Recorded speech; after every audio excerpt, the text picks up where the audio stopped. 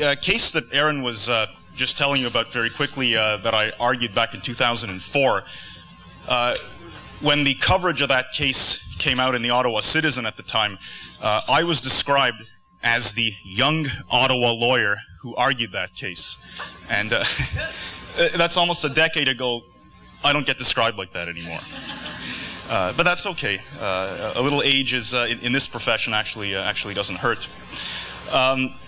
The case was about, well, it was a domestic violence. The charges that the accused in that case were facing were domestic violence charges. But the aspect of the case that is pertinent to what we're talking about tonight is the way in which this person's pretrial detention, the time that he'd spent in custody both prior to trial and then throughout his trial, had been calculated and ultimately credited in terms of his sentence. And just to put it in a nutshell, this was somebody who had a bit of a physical disability, a difficult time walking. He had a bit of a lame leg, needed a cane to walk. He was not permitted to use that in the facility because it was something that, in the view of the staff, could potentially have been a weapon, might have been a danger to himself or others in the institution. Ultimately, he ended up being housed for a very lengthy period of time in the hospital wing, the medical wing of the detention center. And at that time, this was a unit that, with 4 beds, I believe, that was intended to house 8 people, up to 8 inmates. When he was, he spent some time in the hospital, was released, and then when he ended up going back into custody, was actually sleeping on the floor in the medical wing, in the hospital wing. And what ended up being determined was that his classification in the hospital wasn't so much for medical reasons as it was for reasons of convenience. What's important to know is that back in 2003, the practice in Ontario, and in fact across the country, was to award 2-for-1 credit for time spent in pretrial detention. The reasons for that were to recognize a number of things. One, the harsher conditions in remand facilities than in federal prisons, and even in jails meant to house inmates serving provincial sentences. 2, the fact that you don't get earned remission when you're serving pretrial custody or pre-sentence custody. So once you're sentenced, you're released at 2/3. It's called earned remission or your statutory release date. You don't get that when you're serving pretrial detention, so the 2-for-1 credit was intended to compensate for that. When the government passed the Truth in Sentencing Act in 2010, that effectively eradicated the option of awarding 2-for-1 credit. It legislated that pretrial credit be credited at on only a 1-for-1 basis, so effectively stripping people of the earned remission that they otherwise would earn as of the date of sentence for their pretrial credit, and said that in no circumstances can a judge award more than 1.5 days to one, and then only when the circumstances justify it. I'm not going to get into the types of circumstances that may justify it, but suffice it to say that they're rare. One of the problems that has led to the enormous overcrowding in the provincial jail system, and just to clarify one little point, prison, that side of the equation, everyone seemed to be correct. That's meant to describe a federal institution where you serve a sentence of 2 years or more. A jail, you can be sentenced to jail. People in jail are serving sentences all the time. Jail is simply meant to describe a sentence of less than 2 years, in other words, a provincial institution, such as the Ottawa-Carleton Detention Centre, although that's more of a remand facility than it is a jail. But in the early part of the last decade, there were many jail closures. The Cornwall jail closed in 2002. The Pembroke jail closed in 2004. Burritts Rapids near Kemptville was shut down. All of these jails that used to house several inmates going to court in those various jurisdictions, when they closed, had the effect of rerouting all of these inmates to the Ottawa-Carleton Detention Centre. So you've got this one remand facility intended to house about 326 inmates, at times statistically shown to be housing as many as 550 inmates. So if you're going to court in Pembroke, you're being taken down 2 hours west down Highway 17 to court every day, in an OPP paddy wagon. Now tell me how that economically makes any sense as opposed to having a jail to serve that region. The situation, look, this isn't an us and them scenario. The overcrowding affects everybody in the jail system, whether you're an inmate, whether you're a staff member. I'm a criminal lawyer, I'm a criminal defense lawyer. I advocate for a living. I can argue one side of an equation persuasively and I think convincingly, but that's not what this is about. I'm not in front of a judge or a jury right now. When jails are overcrowded, when there's triple bunking in cells that are in 8 by 8 foot cells that are, you know, not big enough to accommodate 2 people, but they're designed for 2. When you have 3 people with 1 sleeping on the floor, a jail is going to become a powder keg. And when you have people working in that environment, it's going to lead to more incidents of violence, more aggression, more problems. I frankly don't see it myself as a huge political issue. I know that you'll have talking heads from, you know, various political stripes saying that if you elect this party or that candidate, we're going to get the increased funding that we need to make our institutions humane. Don't buy into it. Don't believe it. There's no political candidate that's going to run a campaign based on better treatment of prisoners in our detention centers. It's a social issue. It's got to come from the grassroots, and it's got to come from people like you. You've got to lobby whatever government happens to be in power at the time for increased funding, because it's a community issue. You have to make it clear that we're not going to tolerate less than humane and acceptable conditions in our jails. It's too easy to simply say, it's not my problem. The last thing I want to say is this. One of the nearly half, there are 29 jails in this province, and nearly half of them, according to Ministry of Corrections statistics provincially, earlier this year, were said to be overcrowded. So that just gives you an idea of the chronic problem that's going on. It's not only centralized locally here in Ottawa, it's across the province, it's across the board. The Central East Correctional Centre in Lindsay, that was built not too long ago, was meant to compensate for a lot of the jail closures that were going on around the province. Earlier this year, because there was shoddy construction in that building to begin with, there were substantial repairs needed, so they couldn't use, I think, about a quarter of the facility or something along those lines. That became overcrowded. So the jail that was meant to be the dumping ground, because of overcrowded, was itself becoming overcrowded.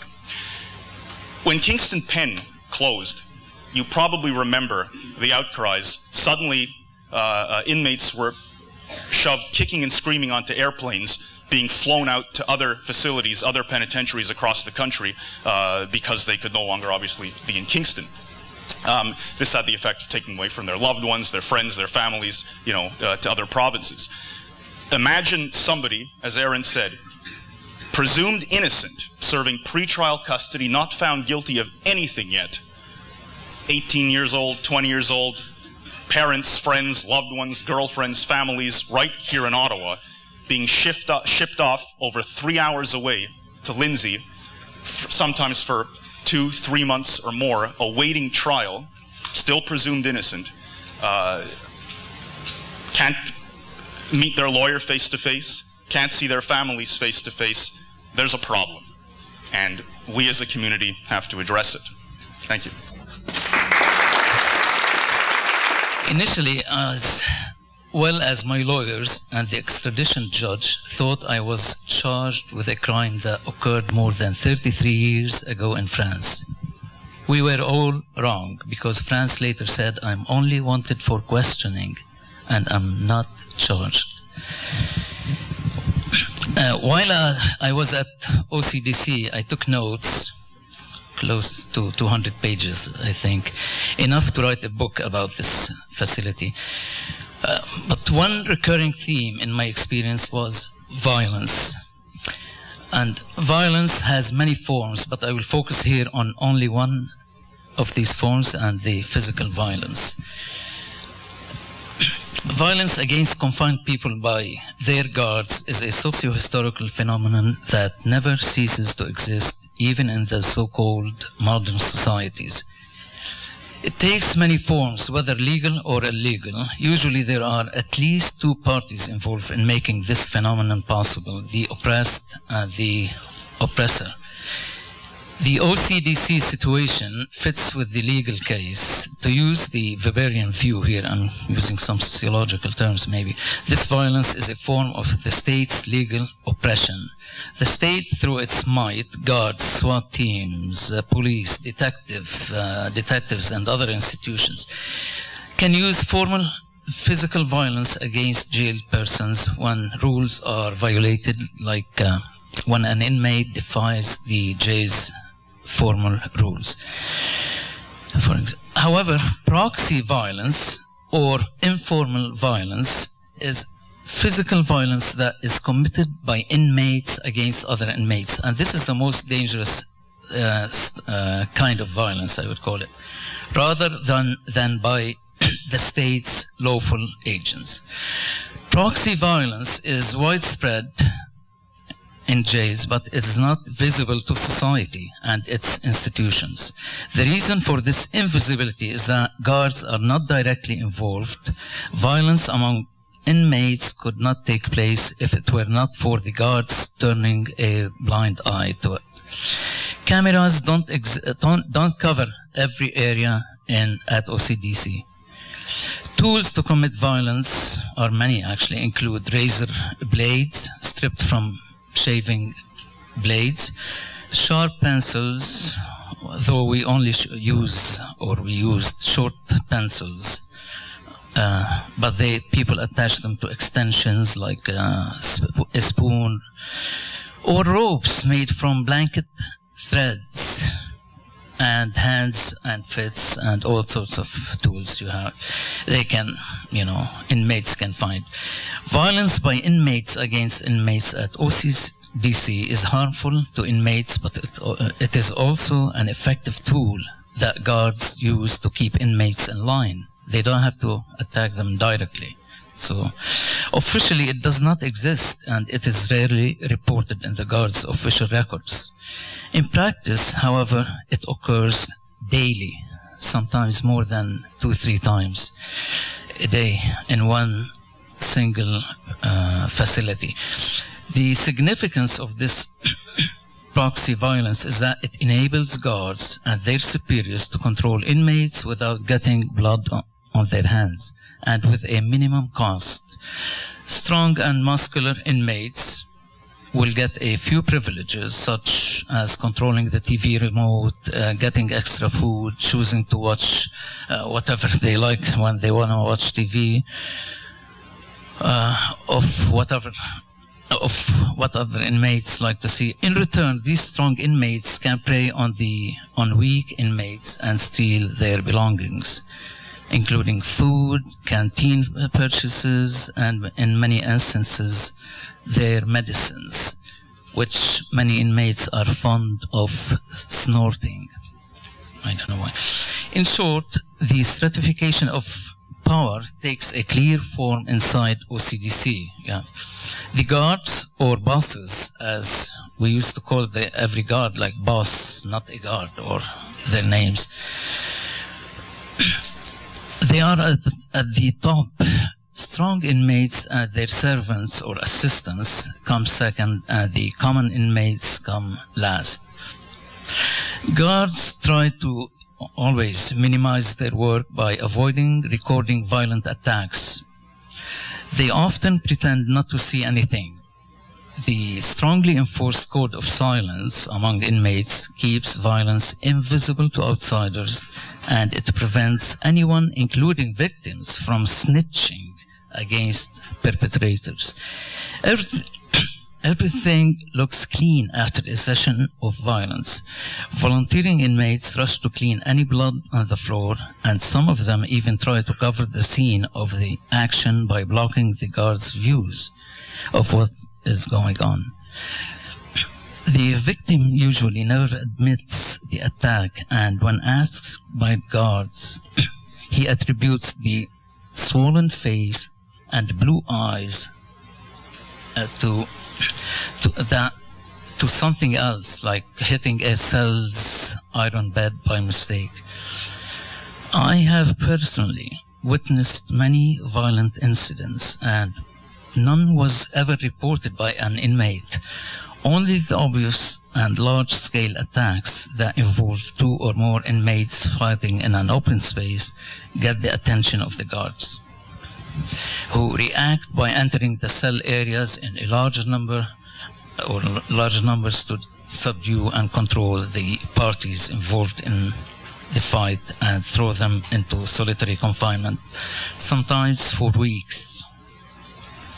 Many of the penalized inmates told me that they had to sleep on the cold concrete floor without mattresses, pillows, sheets, or blankets, and sometimes for a long time.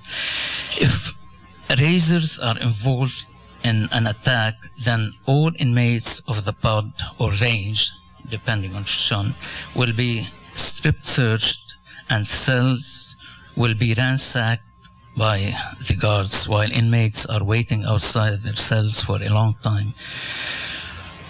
The root causes of violence. I'm sorry.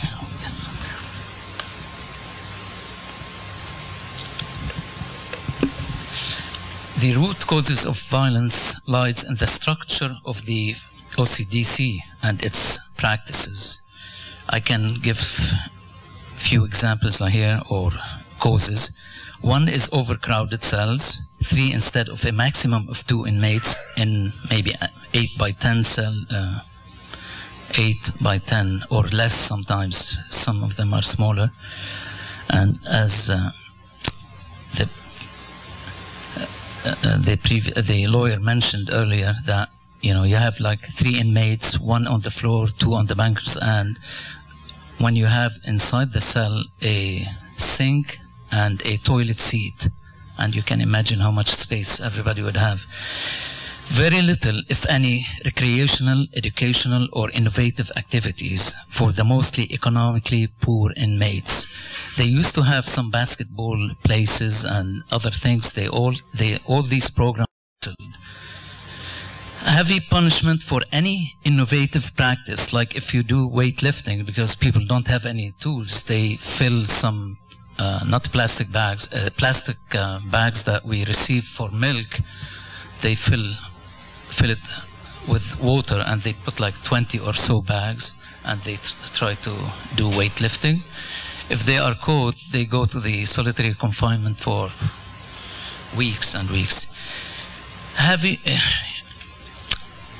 And there are other reasons, like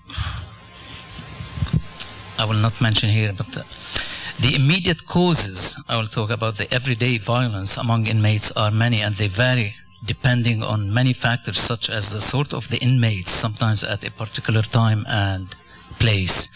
The existence of many, sometimes muscular and tough inmates in one wing could be a reason for friction, because everybody wants to control the place. And you have also gangs and groups, sometimes ethnic or otherwise, is another reason. Tensions can rise rapidly for any reason among ethnic groups.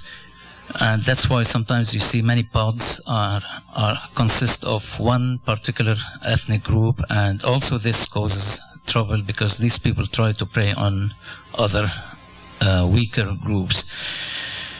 Losing in any gambling game. Sometimes they gamble, most of the times actually, gambling on the results, for instance, of TV football games every Sunday is a common practice, and many inmates lose their food or desserts as a result. Cards and various other gambling games over food or canteen items could trigger trouble in many instances, especially when there are disputes over the results, because snitching or being suspected of such acts is a direct cause of violence. Revealing sexual assault charges against any inmate to the rest of the population, which happened at least 2 or 3 times while I was there, inevitably causes harm to the person charged with the assault, and the guards usually immediately, they remove this person to a special cell.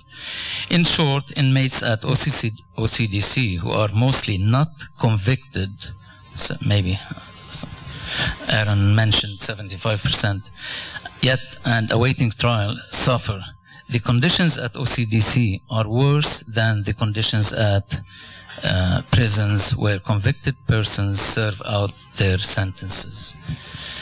My final remarks here, the conventional model of controlling people through physical violence has changed throughout history and has taken a new form in modern states. This takes the shape of recruiting inmates to do the guards' jobs of controlling inmates. Strong inmates subdue weaker ones, and the result is less work for the guards and no potential legal consequences, which is more important for the administration because violence is committed by inmate against inmate. So, ending violence in such institutions, in my opinion here, requires a process of reform that starts with respecting the inmates as human beings first, who are deprived only of their physical freedom and nothing else. Adopting a serious rehabilitation policy rather than a vindictive, punitive approach is another step. Removing obstacles to reform OCDC is an essential step. Finally, involving inmates in decision-making regarding their everyday lives in the detention center would be a crucial step to guarantee a safe environment for all parties involved. Thank you.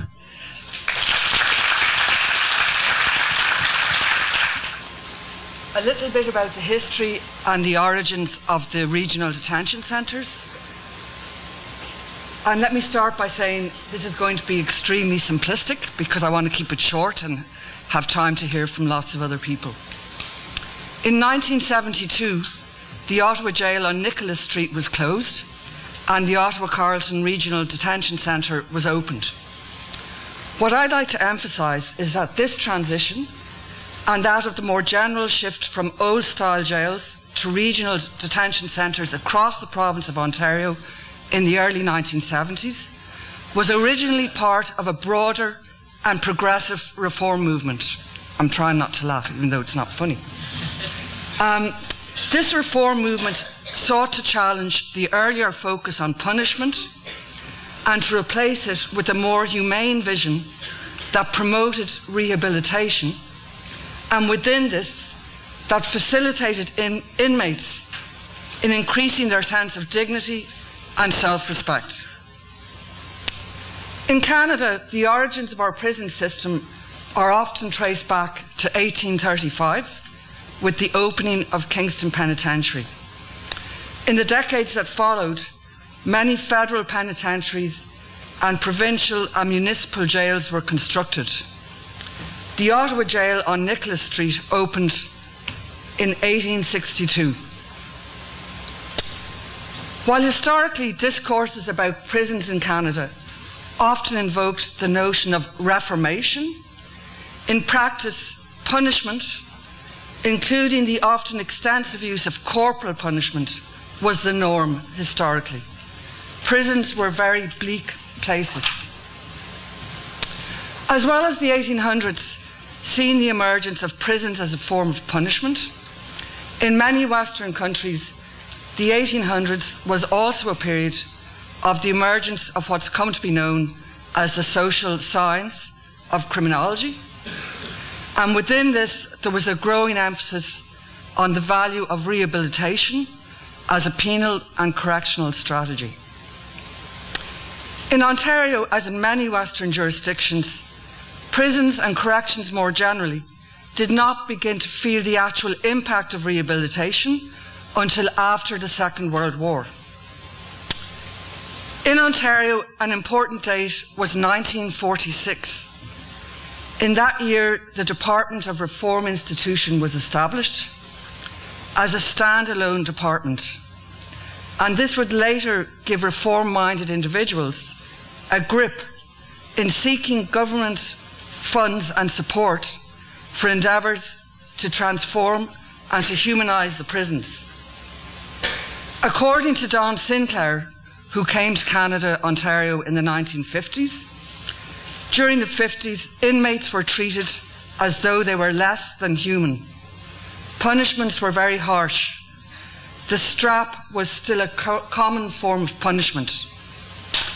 In Sinclair's recollection, the jails in particular were a quote-unquote unholy mess. Some of the problems included inadequate ventilation, sanitation and lighting, with cells often being unbelievably small.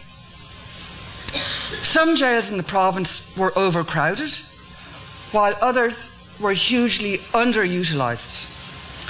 There was also problems with the poor quality of staff. In the 1950s, the overall ethos in provincial and municipal jails was militaristic and punitive. Ironically, or perhaps not, the Deputy Minister from 1952 until 1959 was a colonel by the name of Headley Basher. I know, hard to believe. Another big year for Ontario was 1963. In 1963, Alan Grossman was appointed as the Minister for the Department of Reform Institutions. Mr. Grossman was very reform-minded, and together with his like-minded Deputy Minister, the senior bureaucrat, Leo Hackle, the two of them travelled the province on what some people described as a big rehabilitation jag.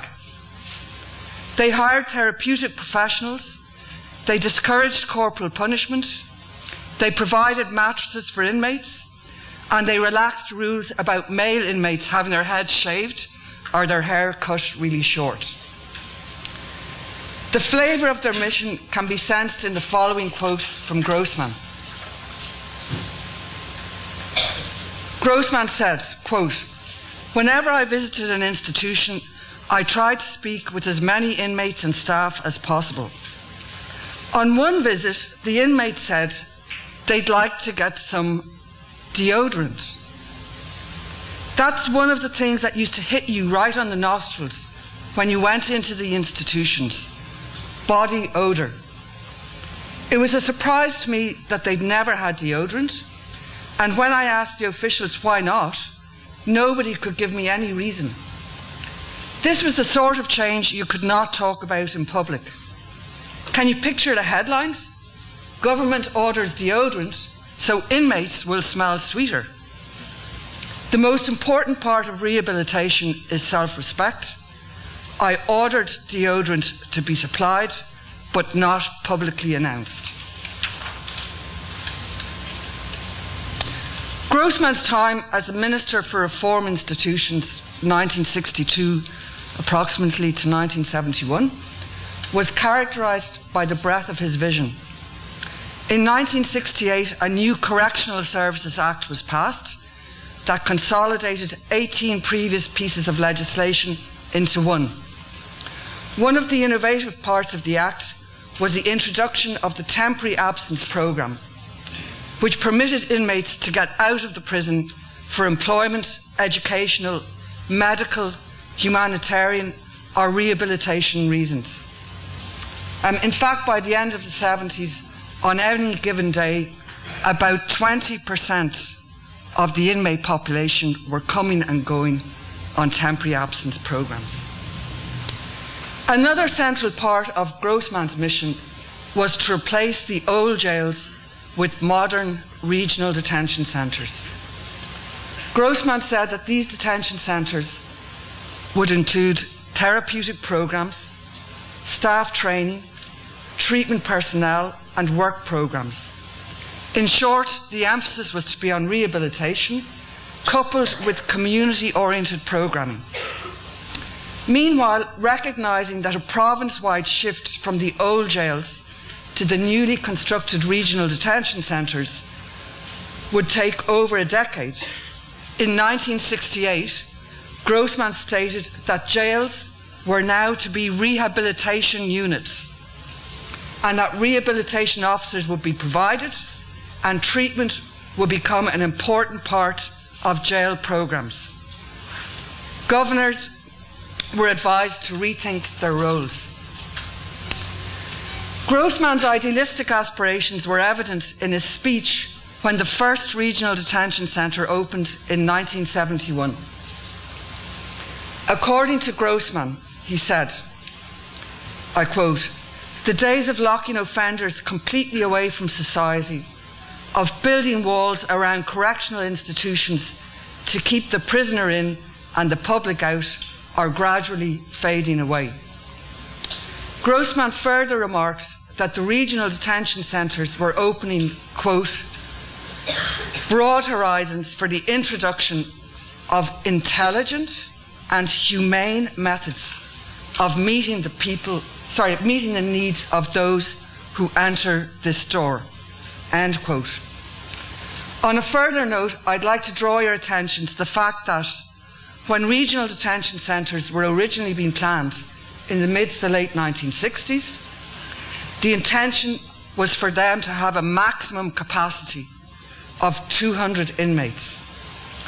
Again, this was thought to be in harmony with the goals of rehabilitation, the goals of better staff-resident communication, and the goal of emphasising the reintegration of residents into the community.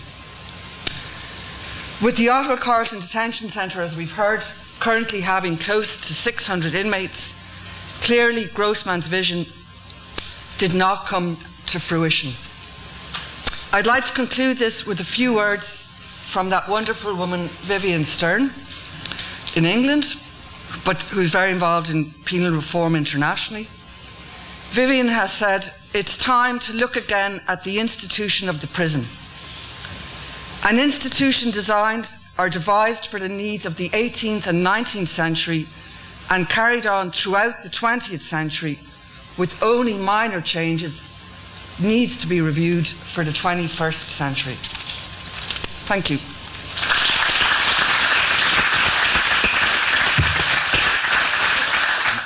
Christina was a female inmate at OCDC who made a complaint on her own. She drafted it herself and filed it with the Human Rights Tribunal of Ontario, claiming that she had been discriminated against on the basis of disability, that is mental illness.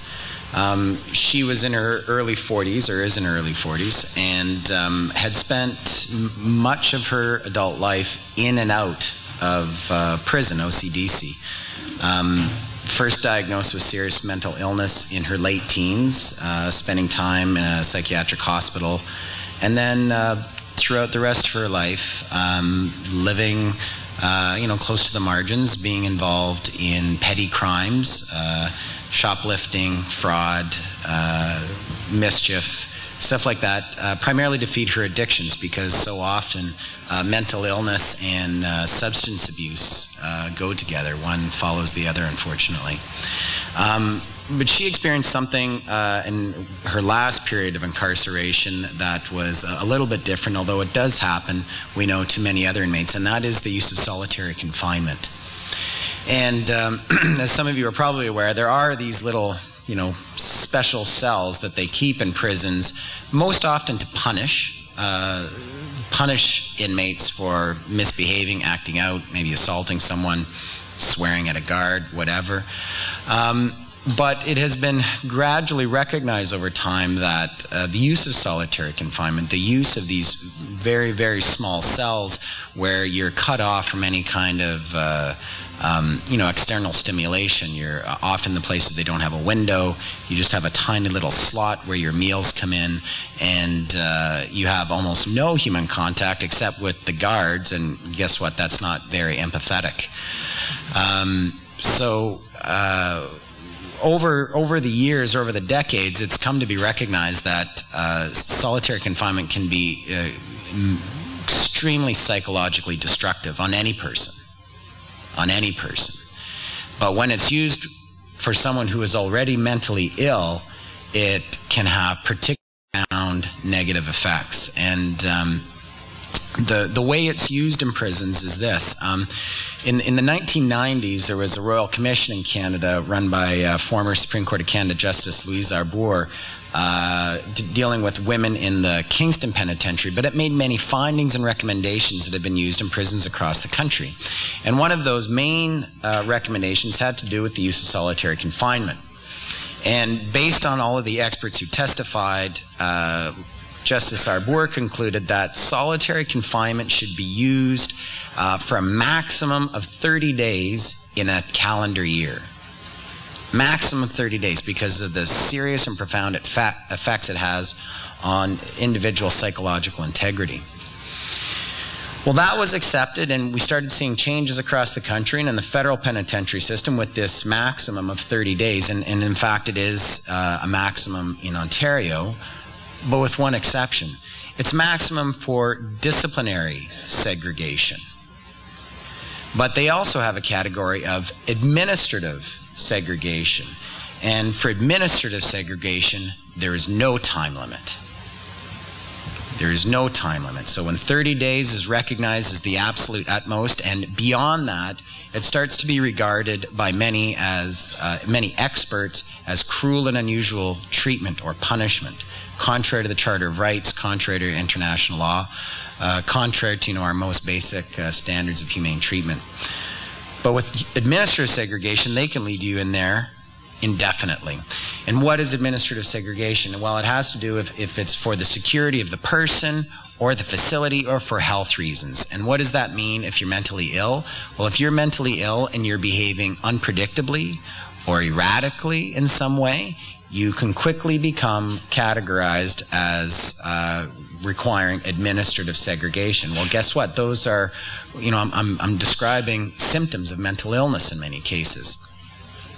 So with Christina in 2011, shortly after being incarcerated, and she would always plead guilty right away. She was one of those people who, I don't know if any of you have any familiarity with the criminal justice system. Often you probably have about 20 appearances before you are sentenced. She knew the system quite well, and she just didn't like to waste time. She'd always plead guilty. Yeah, I did that. That was me. And because she had built up, or has built up such a long record of petty crimes, although normally not warranting incarceration, with her record, it always would.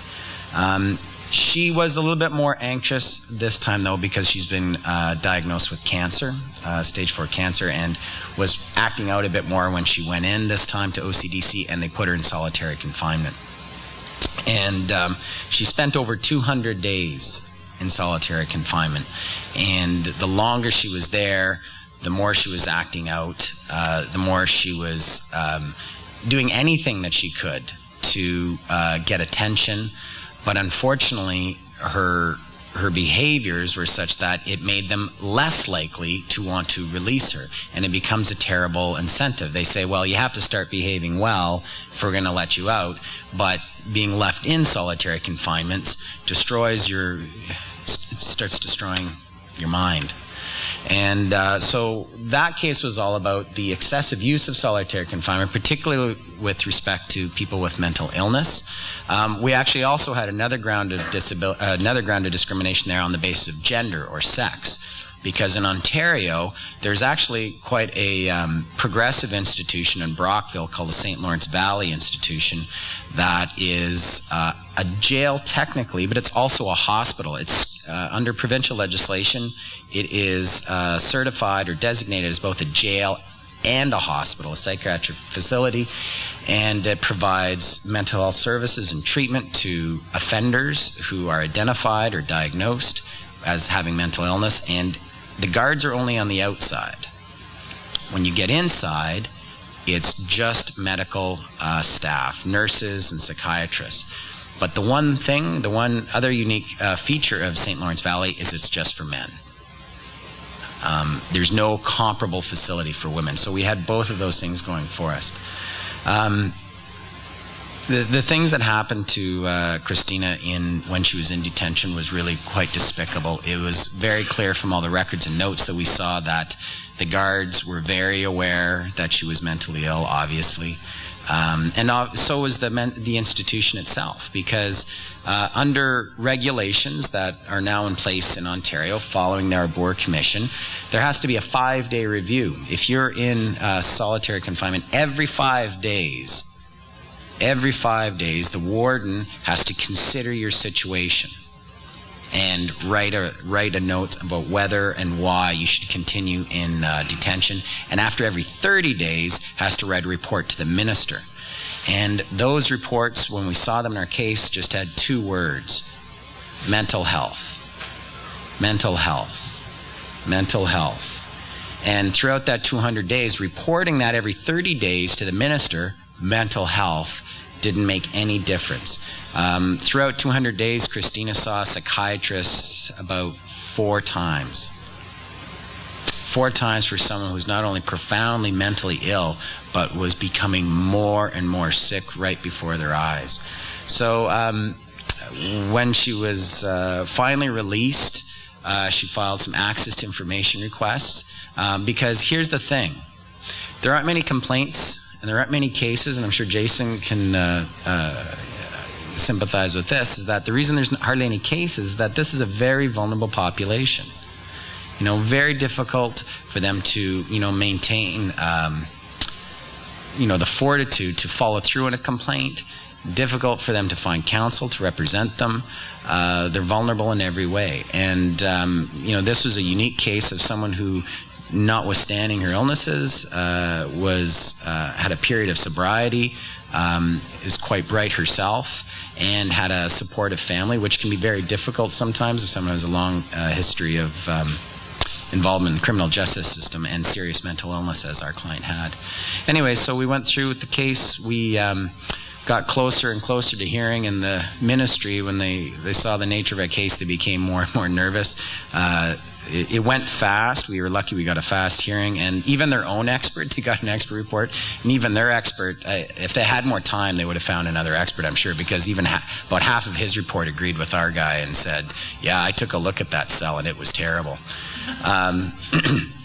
Because there's about 6 solitary confinement cells, and the cell that they kept Christine in for most of it was, it's called the A&D cell, the admissions and discharge cell, and it's just a little room.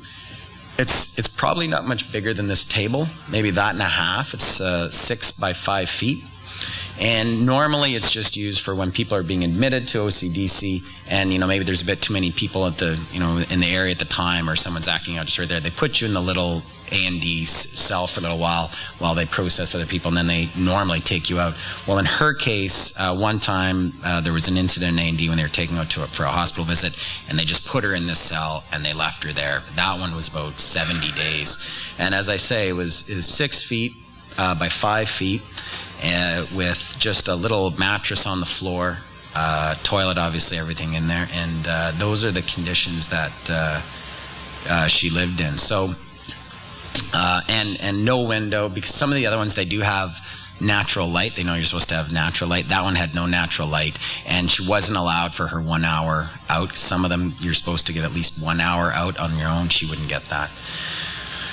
In our settlement with the ministry, we pushed really hard, and you know, here was another thing: is we had my client was a very brave and courageous person and very principled. The week before the hearing was to go ahead, they made a very significant offer to us, but it was a very significant offer for my client alone, and she refused to accept because she wanted changes. She wanted changes to their policies. So we went forward with the case, and in the first morning, rather than calling witnesses, they said, okay, we're willing to talk. And we negotiated for 2 days and got them to implement changes to their policies. You know, we're hopeful that it's going to be, it's going to cause change. They committed to changing screening, that everyone coming into the facility will be screened for mental illness. They've committed to looking at getting more contracts for more psychiatrists, that if anyone's diagnosed of having mental illness, they must have a treatment plan by a psychiatrist. That doesn't necessarily happen now. And also they committed, they say right in the minutes that they recognize that the use of solitary confinement should not be used for people with mental illness. That it has a negative impact on people with mental illness, and that they will do everything possible not to use it for people with mental illness. They have agreed that that's going to apply to all of the different facilities. They've also agreed to more training for the guards, and they have also agreed to make the rights known to inmates, because that was another thing that frustrated my client, is that again, not only is there a lack of empathy, there's often a lack of any kind of respect for rules or process. When my client would say, why am I in here? Who can I talk to about getting out of here? They would just ignore her, despite the fact the regulations say she has very specific procedural right to make submissions on being placed in solitary confinement. So they agreed to providing in writing their policies on the use of solitary confinement to any prisoner who asks, and proactively to any prisoner who goes into segregation. So we'll see. I mean, obviously, it's far from the best circumstance. People with mental illness are far more likely to end up in jail. Statistics show it's close to 40% of women who are admitted to OCDC, pardon me, have serious mental illness history, as compared to only 15% of men, although obviously both are still much higher than the norm.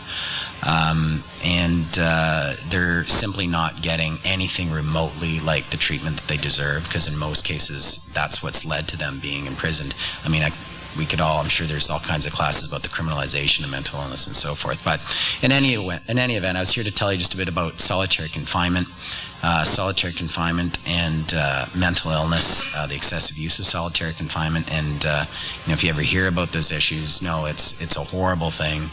It does terrible things to people, their psychological integrity, and the government knows. I mean, they know. They've got stacks of reports. And now, as a result of this case, we've got it in writing that they've admitted. And our final thing we got is that in almost any settlement with the government, they always want it to be confidential, the terms of the settlement. That was another thing we absolutely refused. They pushed us for a couple of days on that point alone, and we said, no, those remedies have to be public so that it can be used by organizations like John Howard Society, Elizabeth Fry Society, and so forth, and other advocates and people who are studying and working. Working and organizing to ensure that there's more humane treatment of people in prisons, because, at the end of the day, any society is measured by how they treat the most vulnerable. And believe me, if you're mentally ill and in prison, there's no one more vulnerable than you. Anyways, thank you very much. Hello, my name is Deepan Bolakati, and I was held at OCDC from 2009 to the end of 2010. I'll be talking to you about my personal experiences, as well as some of the conditions that other inmates and myself have gone through while at OCDC. When I was at OCDC in 2009, we had a cell in the pods, where at the time were pods. You were locked in a cell 21 hours a day.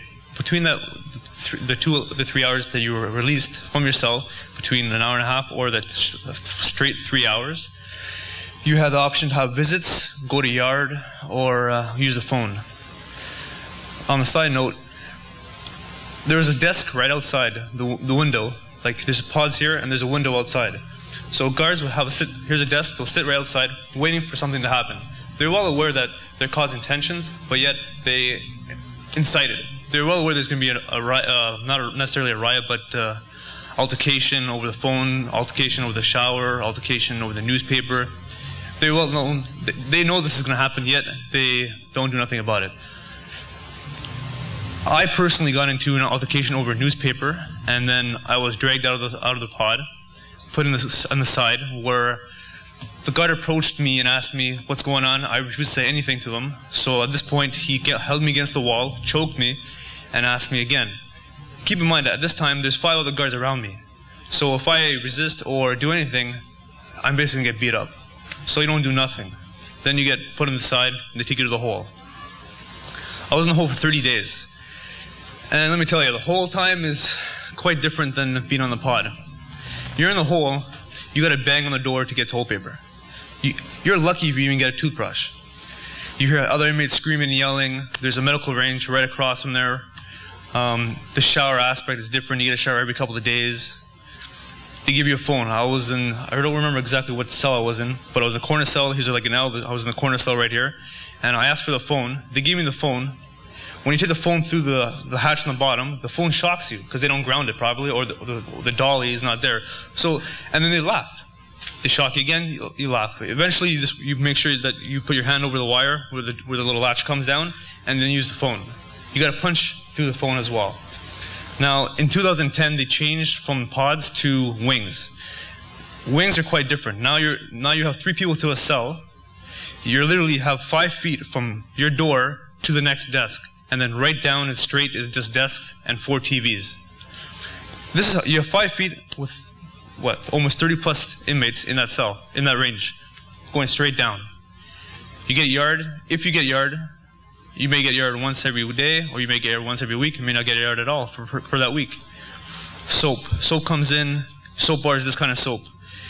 You have no other options other than buying canteen. Ivory soap is a liquid soap. Those are 2 options. But yet, a lot of people get rashes from the soap and all from the water inside. So they don't do nothing whatsoever regarding that. Another thing is, Another thing is the dentist. If you want to see a dentist, I put a request in. After 9 months, I seen the dentist. I had a cavity. He didn't fill in the cavity. He gave me an option. Either I could pull your teeth out or get the hell out. So he didn't fill the cavity, and I did not get my teeth pulled out. I got my teeth fixed when I was at a Joyceville institution. Food. Food is about, I'm not sure how you measure it, but it's about like this. This is how big your tray is, like this, and it's about that thick. That's where your breakfast comes in, lunch comes in, and dinner comes in, with 2 pieces of bread and a little side dish with some type of juice or some type of other like sugar or brown sugar or condiments kind of concept. Those are your meals. Your meals are not sufficient whatsoever. It doesn't matter how big you are, it doesn't matter how small you are, you get the same exact amount of food. From OCDC in itself, I just want to point out that a lot of guys are sleeping on the floor. Here's a toilet right beside it. Toilet flushes at night, you hear noise. You're in the cells, in the wings, there's like a sheet about this size to that size, and you can hardly even see outside compared to pods. Pods are a window about this big, and like that. You can see outside at least. From the wings, you can hardly, if you're lucky, you can actually see outside. So there's light coming in, but you can hardly see inside. What I want to emphasize is that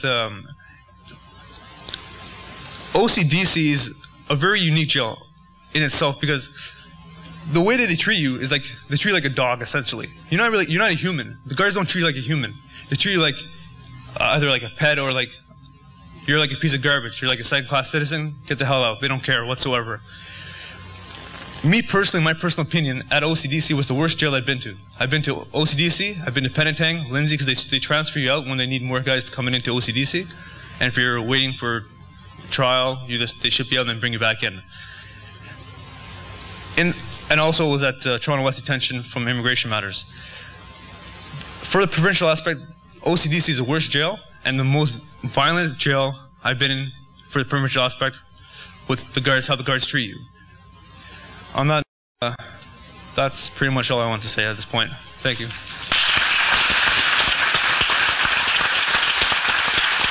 There are valid state reasons for wanting to detain people prior to their trials, and those essentially are, if the person constitutes a flight risk, the state has an interest in ensuring that people show up for trial.